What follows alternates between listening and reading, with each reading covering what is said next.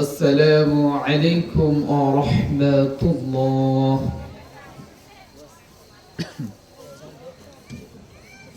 إن الحمد لله نحمده ونستعينه ونستغفره ونعوذ بالله من شرور أنفسنا ومن سيئات أعمالنا. من يهده الله فلا مضل له ومن يضلل فلا هادي له.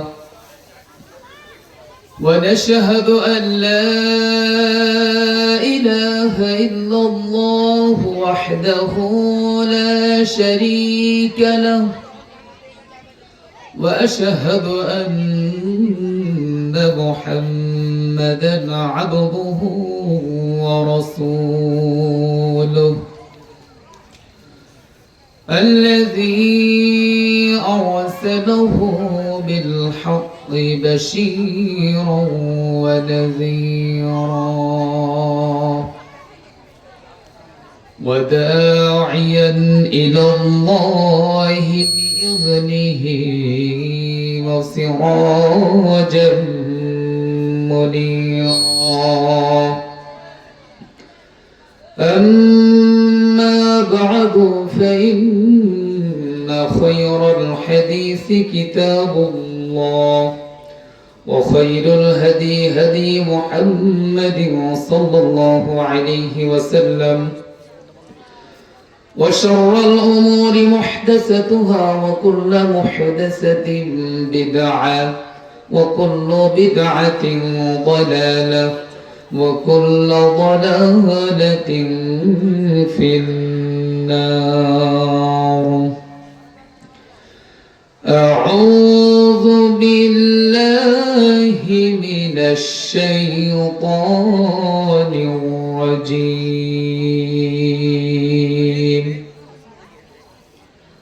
بسم الله الرحمن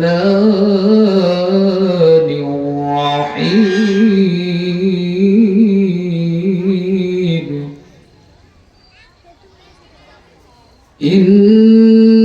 إنما المؤمنون الذين إذا ذكر الله وجلت قلوبهم وإذا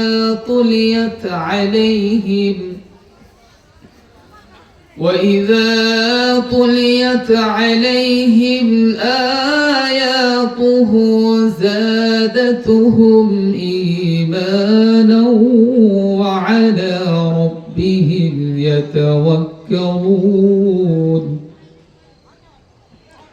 وقال الله تعالى: قل هل يستوي الذين يعلمون والذين لا يعلمون.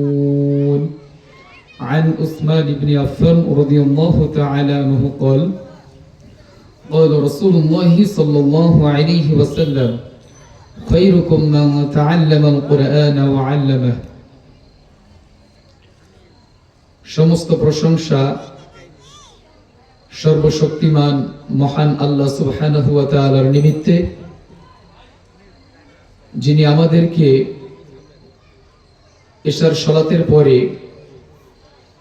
দিনী বৈঠকে আসার এবং বসার সুযোগ করে দিয়েছেন, যিনি আমাদেরকে আশরাফুল মাখলুকাত তথা সৃষ্টির সেরা জীব করে দুনিয়ার বুকে প্রেরণ করেছেন, সেই মহামনিবের দরবারে অন্তরস্থল থেকে, অন্তরের গহীন তলদেশ থেকে সমস্যারে শুকরিয়া জ্ঞাপন করি। সবাই পড়ি আলহামদুলিল্লাহ।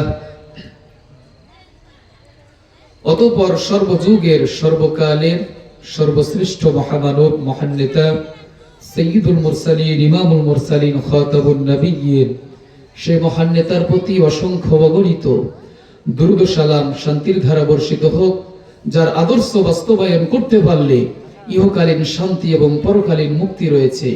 সেই মহান নেতার প্রতি সংক্ষিপ্তভাবে দুরূদ পেশ করি। সবাই পড়ি সাল্লাল্লাহু আলাইহি ওয়াসাল্লাম। সম্মানিত হাজিরিন, আমি আপনাদের সম্মুখে একটি আয়াত তেলাওয়াত করেছি এবং একটি হাদিস পাঠ করেছি। এর আলোকে সংক্ষিপ্ত সময়ে গুরুত্বপূর্ণ কিছু কথা বলে আলোচনা শেষ করব ইনশাআল্লাহুল আজিজ। ওয়া মা তাওফীকি ইল্লা বিল্লাহি আলাইহি তাওয়াক্কালতু ওয়া ইলাইহি উনীব। পড়ি আমিন।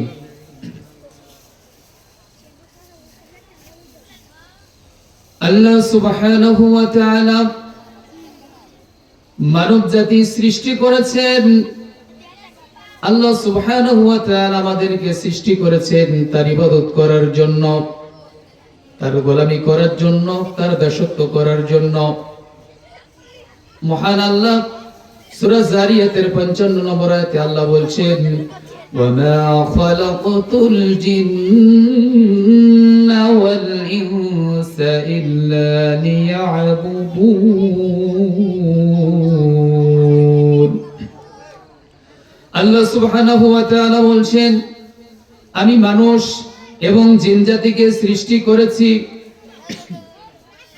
শুধুমাত্র কেবলমাত্র একমাত্র ইবাদত করার জন্য, আমার গোলামি করার জন্য, আমার দাসত্ব করার জন্য, আমার গুণকীর্তন করার জন্য। মহান আল্লাহ সুবহানাহু ওয়া তাআলা মানব জাতি সৃষ্টি করেছেন। ইবাদত করে কেউ জান্নাতে যাবে, আবার ইবাদত করে কেউ জাহান্নামে যাবে। যারা লোক দেখানো ইবাদত করবে তারা জাহান্নামে যাবে, এবং যারা আল্লাহকে খুশি করার জন্য শুধুমাত্র একমাত্র আল্লাহ সুবহানাহু ওয়া তাআলাকে সন্তুষ্ট করার জন্য, আল্লাহর নৈকট্য হাসিলের জন্য যারা ইবাদত করবে, আল্লাহ সুবহানাহু ওয়া তাআলা তাদেরকে maaf করে জান্নাতবাসী করবেন। আল্লাহ সুবহানাহু ওয়া তাআলা আমাদেরকে শুধুমাত্র ইবাদতের জন্য সৃষ্টি করেছেন, এবং আল্লাহ সুবহানাহু ওয়া তাআলা আমাদেরকে সুন্দর একটি কিতাব কুরআনুল কারীম দান করেছেন আমাদের চলার জন্য। কোন পথে চললে আমরা জান্নাতের রাস্তা পাবো, কিভাবে চললে আমরা জান্নাতে যেতে পারবো, এই সুপথ আমাদেরকে জান্নাতের আলো, জান্নাতের রাস্তা দেখাবে। আল্লাহ সুবহানাহু ওয়া তাআলা পবিত্র কুরআনুল কারীম আমাদেরকে দান করলেন, এবং আল্লাহ সুবহানাহু ওয়া তাআলা রাসূল সাল্লাল্লাহু আলাইহি ওয়াসাল্লামের মাধ্যমে ইসলামটাকে পরিপূর্ণতা দান করলেন। আল্লাহ সুবহানাহু ওয়া তাআলা কুরআনুল কারীম দিয়েছেন আমাদের মুক্তির জন্য, হেদায়েতের জন্য। আল্লাহ সুবহানাহু ওয়া তাআলা বলেন হুদাল লিন-নাস, এটা মানুষের জন্য পথ প্রদর্শক। যারা কুরআনুল কারীম সঠিকভাবে মেনে চলবে, আল্লাহ সুবহানাহু ওয়া তাআলা তাদেরকে ক্ষমা করে দিবেন। এই কুরআনুল কারীম যারা পড়তে পারে এবং যারা পড়তে পারে না, তারা কি কখনো সমান হতে পারে? কখনোই হতে পারে না। আল্লাহ সুবহানাহু ওয়া তাআলা বলছেন, কুল হাল ইয়াস্তাউইল্লাযীনা ইয়া'লামুনা ওয়াল্লাযীনা লা ইয়া'লামুন। আল্লাহ সুবহানাহু ওয়া তাআলা বলছেন, হে রাসূল আপনি বলে দিন, হাল ইয়াস্তাউইল্লাযীনা ইয়া'লামুনা ওয়াল্লাযীনা লা ইয়া'লামুন। যারা কুরআনুল কারীম পড়তে পারে, যারা কুরআনুল কারীম সুন্দরভাবে পড়তে পারে, এবং যারা পড়তে পারে না, তারা কি কখনো সমান হতে পারে? এটা কখনোই সমান হতে পারে না। যারা চোখ দিয়ে দেখতে পায়, যারা দেখতে পায় না, তারা কি কখনো সমান হতে পারে? এটা কোনোদিন সমান হতে পারে না। যারা কুরআনুল কারীম শিখেছে, যারা কুরআনুল কারীম পড়তে পারে সুন্দরভাবে, স্পষ্টভাবে, যারা পড়তে পারে না, তারা কখনোই এক হতে পারে না। আল্লাহ সুবহানাহু ওয়া তাআলা যারা কুরআনুল কারীম পড়তে পারে, আল্লাহ সুবহানাহু ওয়া তাআলা তাদেরকে মর্যাদা দেন। আমাদেরকে কুরআনুল কারীম প্রত্যেকটি মুসলমানকে শিখতে হবে, যে কোনো মূল্যে, যে কোনো ভাবে হোক, যতই কষ্ট হোক, আমাদেরকে কুরআনুল কারীম শিখতেই হবে। তার কারণ এই কুরআনুল কারীম হবে আপনার জান্নাতে যাওয়ার মাধ্যম। বলেন সুবহানাল্লাহ। কারণ এই কোরআন আপনাকে জান্নাতের রাস্তা দেখাবে, সিরাতাল মুস্তাকিম, সঠিক পথ আপনাকে বাতলে দিবে। এই কোরআন হচ্ছে লাইট, এই কোরআন হচ্ছে আলো। আল্লাহ বলছেন ক্বাদ জাআকুম মিনাল্লাহি নূর ওয়া কিতাবুম মুবিন। এই কোরআনুল কারীম হচ্ছে লাইট, আলো। এই আলোতে আমরা জান্নাত পর্যন্ত এই কোরআনুল কারীম আমাদেরকে পৌঁছে দিবে, বলেন সুবহানাল্লাহ। এই কোরআনুল কারীম আমার আপনার জন্য কাল কিয়ামতের দিন পক্ষে অথবা বিপক্ষে সাক্ষী দিবে। হুজ্জাতুল লাকা আলাইকা, কোরআনুল কারীম যদি আমার আপনার পক্ষে চলে যায়, আপনার জান্নাতে যাওয়ার রাস্তাটা সহজ হয়ে যাবে।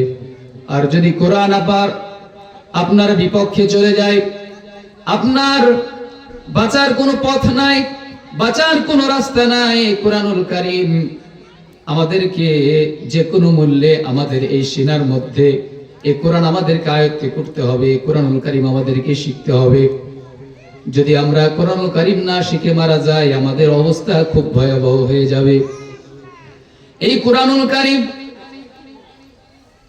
আপনি কষ্ট করে কোরআনুল কারীম তেলাওয়াত করেছেন এবং এই কোরআনুল কারীম আপনি মুখস্থ করেছেন, কাল কিয়ামতের দিন কঠিন মুসিবতের সময় যখন আপনি কেউ কারো পরিচয় দিবে না, সেদিন কেউ কারো উপকার করতে পারবে না, কেউ কারো বিন্দু মাত্র উপকার করতে পারবে না, সবাই হাহাকার করবে ইয়া নাফসি ইয়া নাফসি। সেই কঠিন মুসিবতের সময় যে কোরআনুল কারীমকে আপনি মহব্বত করেছিলেন, ভালোবেসেছিলেন, যে কোরআনুল কারীমকে আপনি বুকে আগলে রেখেছিলেন, কোরআন পড়েছিলেন, কোরআন অনুযায়ী জীবন পরিচালনা করেছেন, সেই কোরআনুল কারীম আপনার পক্ষে সাক্ষী দিবে।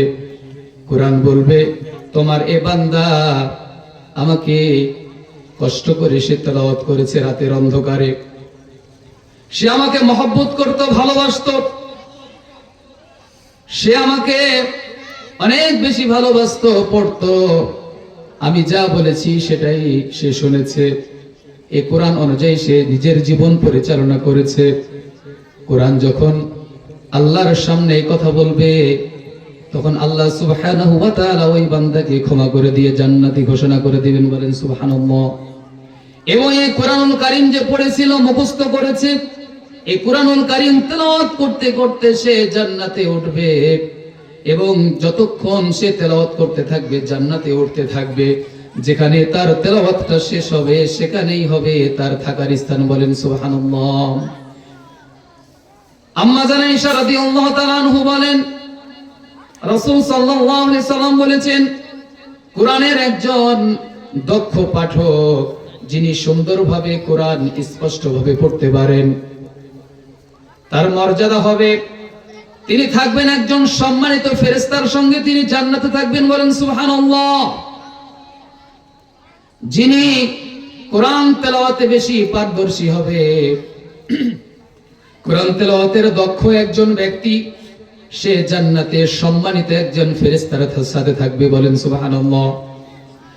আর যিনি কোন রকম পড়তে পারেন, পড়তে গিয়ে বাধা চলে আসে, মুখ দিয়ে ঠিক মতো বের হয় না, মুখে তোতলা ভাব আছে, ঠিক মতো পড়তে পারে না, পড়তে তার কষ্ট হয়, বাধা প্রাপ্ত হয়, ঠিক মতো উচ্চারণ করতে পারে না, বারবার বাধা চলে আসে, এরপরেও যদি চেষ্টা করে ওই ব্যক্তি কোরআনুল কারীম শিখে, যদি সে চেষ্টাটুকু করে, তাহলে আম্মা জান আয়েশা রাদিয়াল্লাহু তাআলা হাদিসটি বর্ণনা করেছেন, রাসূল সাল্লাল্লাহু আলাইহি সাল্লাম বলেছেন যে ওই ব্যক্তির জন্য ডবল নেকি রয়েছে, বলেন সুবহানাল্লাহ।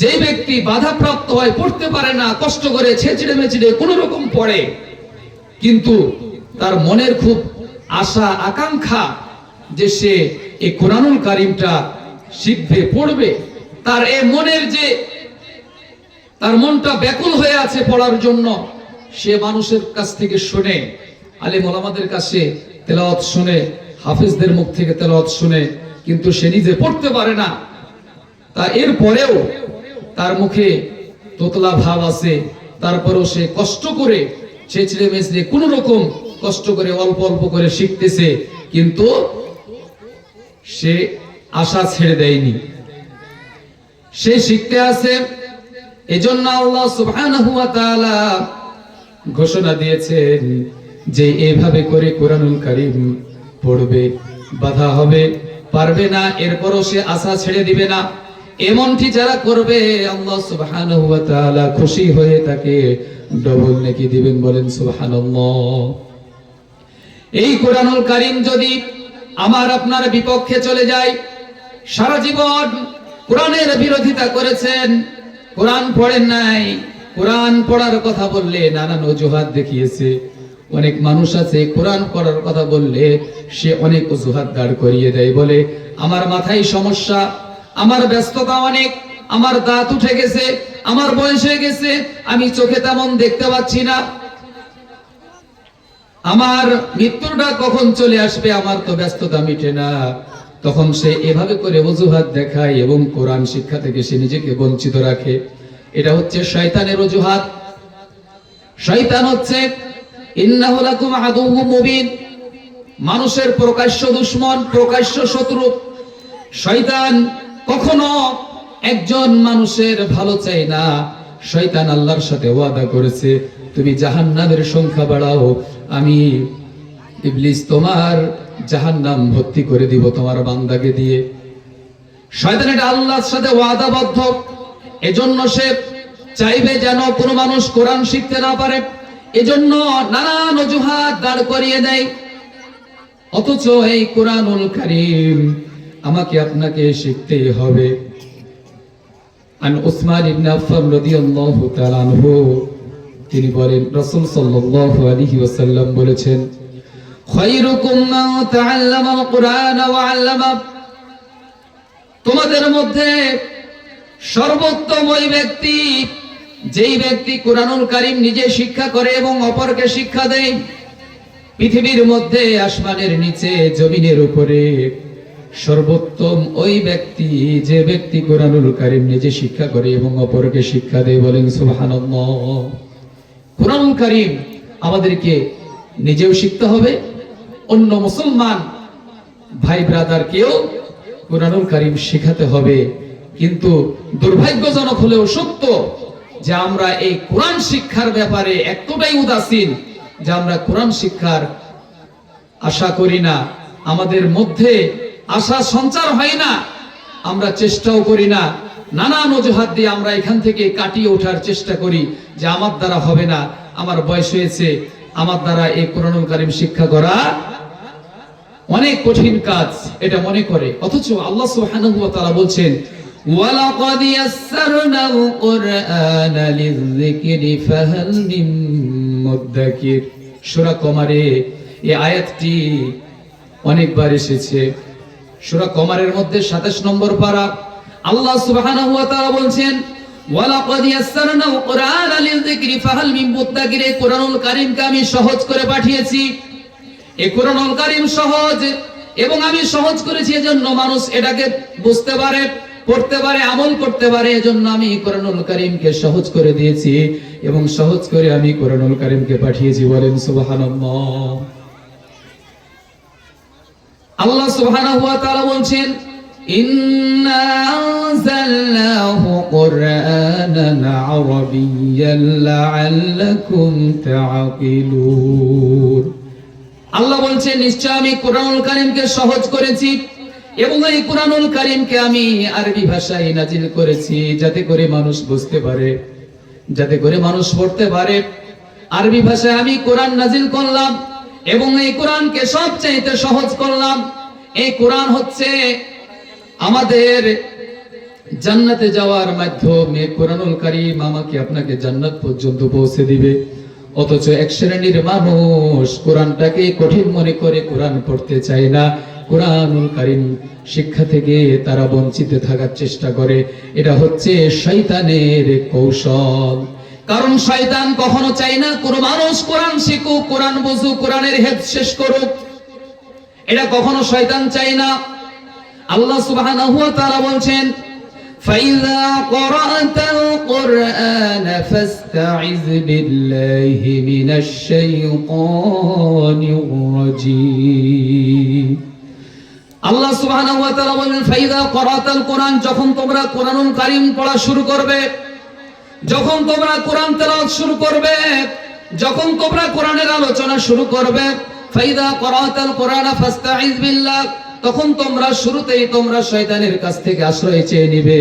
ফাইদা করাতাল কোরআন ফাস্তাইজ বিল্লাহি মিনাশ শাইতানির রাজীম, তখন তোমরা শয়তানের কাছ থেকে আশ্রয় চেয়ে নিবে, কারণ শয়তান তোমাদেরকে কুমন্ত্রণা দিবে, শয়তান তোমাদেরকে চতুর্দিক থেকে ধোঁকা দিবে, শয়তান তোমাকে পূর্ব থেকে ধোঁকা দিবে, পশ্চিম থেকে দিবে, ডান থেকে দিবে, বাম থেকে দিবে, চতুর্দিক থেকে তোমাকে ধোঁকা দেওয়ার চেষ্টা করবে, শয়তান তোমার পিছনে লাগবে।